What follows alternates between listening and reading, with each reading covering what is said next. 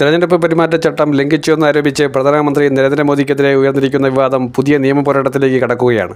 ഈ വിഷയത്തിൽ കൂടുതൽ ശക്തമായ നിലപാടുമായി ഇന്ത്യൻ നാഷണൽ കോൺഗ്രസ് ഹൈക്കോടതിയെ സമീപിക്കാൻ ഒരുങ്ങുകയാണ്.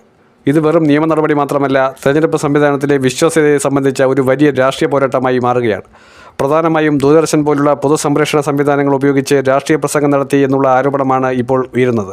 ഔദ്യോഗിക പദവിയുടെ പ്രാധാന്യം ഉപയോഗിച്ച് ജനങ്ങളിലേക്ക് നേരിട്ട് രാഷ്ട്രീയ സന്ദേശം എത്തിക്കുന്ന ഈയൊരു നടപടി അത് തെരഞ്ഞെടുപ്പ് പെരുമാറ്റച്ചട്ടത്തിൻ്റെ അടിസ്ഥാന തത്വങ്ങൾക്ക് എതിരാണ് എന്നതാണ് കോൺഗ്രസിൻ്റെ നിലപാട്.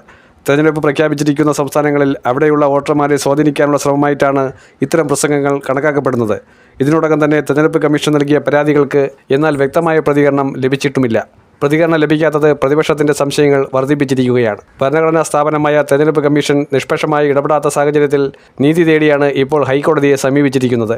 ഈ നീക്കം അനിവാര്യമാണെന്നാണ് കോൺഗ്രസിൻ്റെ നിലപാട്. മദ്രാസ് ഹൈക്കോടതിയിൽ ഹർജി നൽകുന്നത് വഴി രാജ്യത്തെ തെരഞ്ഞെടുപ്പ് മാനദണ്ഡങ്ങൾ സംബന്ധിച്ച ഒരു വ്യക്തമായ മാർഗരേഖകളും നിർദ്ദേശങ്ങളും നേടാനാകുമെന്ന പ്രതീക്ഷയും കോൺഗ്രസിനുണ്ട്. ഇത് ഒരാൾക്കെതിരായ ആരോപണം എന്നതിലുപരി അധികാര ദുരുപയോഗത്തിൻ്റെ വലിയ ചർച്ചയിലേക്കാണ് ഈ വിഷയം നീങ്ങുന്നത്.